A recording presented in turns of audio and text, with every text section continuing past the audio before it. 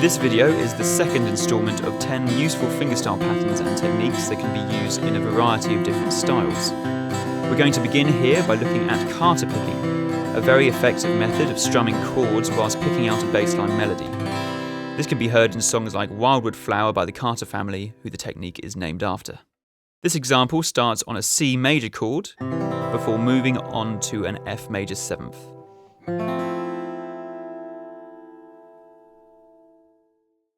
As you can see, the thumb begins by picking the bass note of the chord before the index finger does a down-up strum of the top 3 strings. The bass note is then changed and the strumming goes round in a repetitive pattern. Using a thumb pick can be common in this technique, so you can try it out with that as well.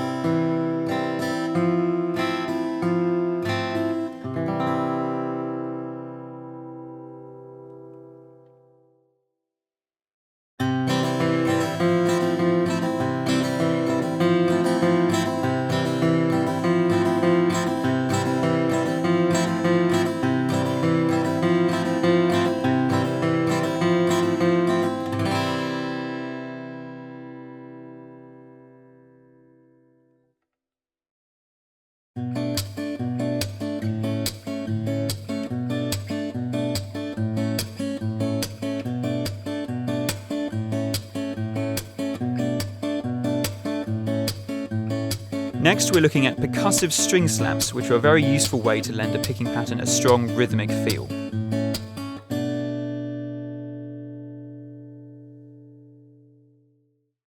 This example is based on voicings of a B minor 7th, followed by an A major chord.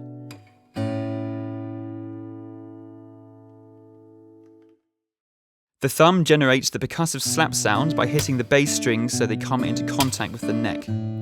Don't be afraid to give the strings quite a whack here. You want to generate a powerful percussive sound.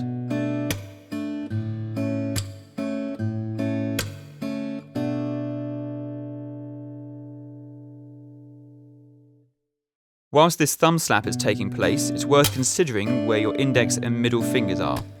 Try to make sure they end up resting on the 2nd and 3rd strings so they are ready to play them immediately after the thumb slap.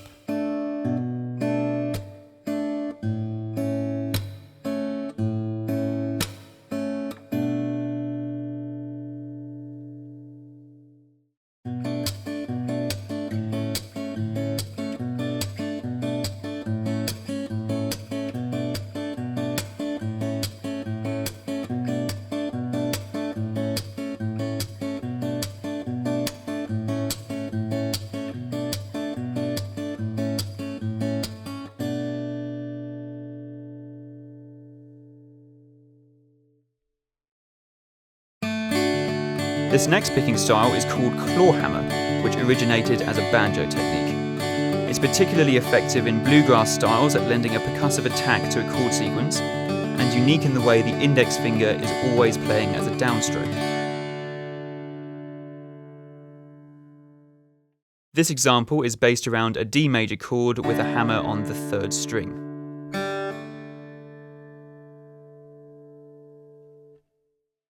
The index finger starts by attacking the 3rd string as a downstroke for both the 1st and 2nd strings together. The thumb then plays the bass note on the offbeat. To gain an accurate and precise sound when playing just the 3rd string, use the 2nd string as a buffer, as you can see me doing here. It's worth noting that the index finger is always playing the strong beats, 1 and 2, and the thumb will always be on the offbeat, quite different from the other common patterns we've looked at.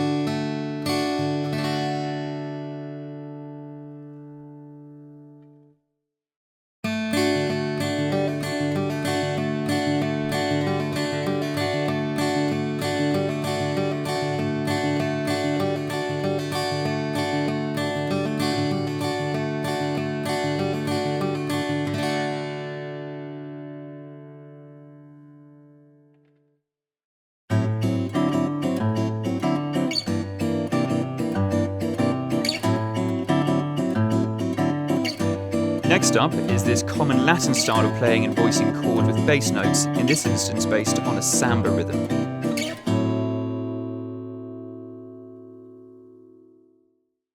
This example is based around an A minor 6th chord with a change of bass note to D, and a G minor sixth chord with a change of bass note to C. The index, middle and ring fingers all remain on the second, third and fourth strings throughout. You're aiming for a very tight sound, so try to get them working together as one unit. Try to achieve an even volume across the strings. The thumb is providing the bass notes on the strong beats of the bar and want to be played powerfully so they can be heard over the chord.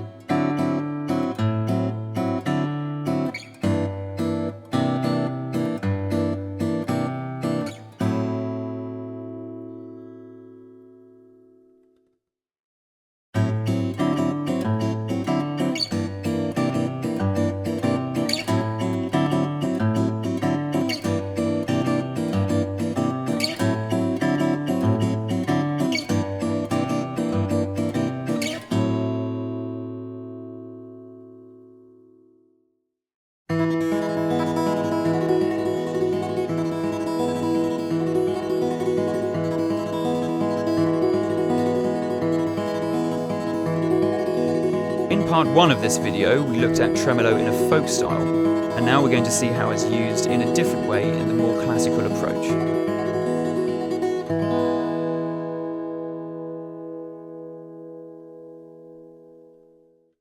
This example is based around an E major chord with a change of melody note on the first string.